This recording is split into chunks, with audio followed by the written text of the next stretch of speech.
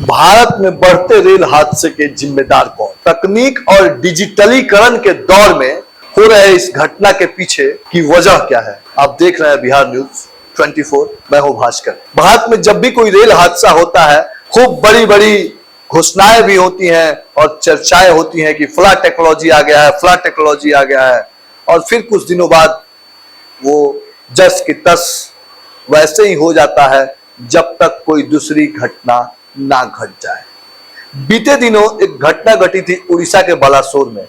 तब यह लगा था कि शायद यह एक त्रासदी था, कहीं ना कहीं मानव भूल के कारण इतनी बड़ी घटना घट गई। लेकिन उस घटना के कुछ दिन बाद ही बिहार में एक बार पुनः रेल दुर्घटना हो जाती है।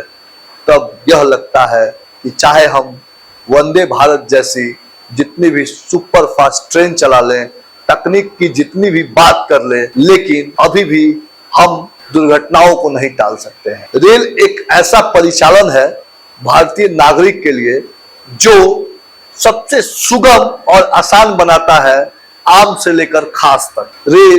रेलगाड़ी एक ऐसा साधन है कि एक गरीब भी इसमें यात्रा करता है और एक अमीर भी। जब हम रेलगाड़ी में बैठते हैं तो हमें यह लगता है कि हम अपनी मंजिल तक पहुंच जाएंगे बिल्कुल सुरक्षित। हम पहुंच भी जाते हैं, लेकिन जब एक रेल दुर्घटना हो जाती है, जितनी बार हम यात्रा पे निकलते हैं तो हमारे अंदर एक डर बैठ जाता है, कहीं कोई घटना ना घट जाए। सवाल यह है कि आखिर यह घटना घटती क्यों है, इसके जिम्मेदार कौन है, और क्या हर एक घटना से हम आगे सीख क्या लेते हैं। जब भी कोई घटना घटती है तो तमाम विभाग के अधिकारी से लेकर मंत्री तक बयान जारी करते हैं और यह बताने की कोशिश में लग जाते हैं कि आने वाले भविष्य में अब कोई घटना नहीं घटेगी। रेल की टेक्नोलॉजी इतनी एडवांस हो चुकी है कि आज हम वंदे भारत जैसे ट्रेन में चढ़ रहे हैं। सुपर फास्ट गति की ट्रेन है, लेकिन क्या यह जरूरी नहीं है कि वंदे भारत से पहले हम उन तमाम तकनीकियों में फेरबदल करें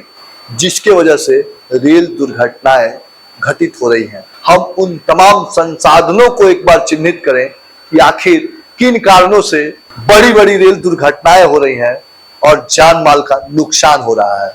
जरूरत यह है कि तमाम रेलवे की जो परिचालन संबंधित खामियां है उससे निकाला जाए, उसे उजागर किया जाए और उसको दूर करने की कोशिश की जाए। वंदे भारत को बाद में भी चलाया जा सकता है, लेकिन पटरियों को दुरुस्त पहले करना चाहिए।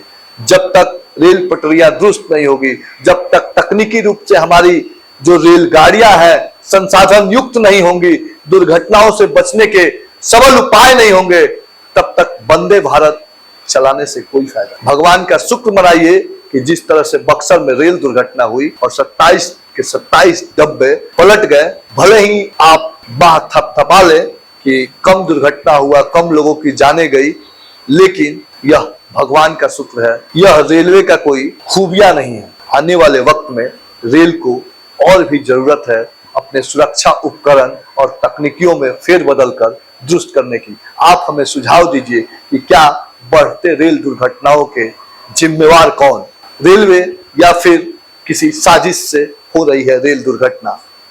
धन्यवाद।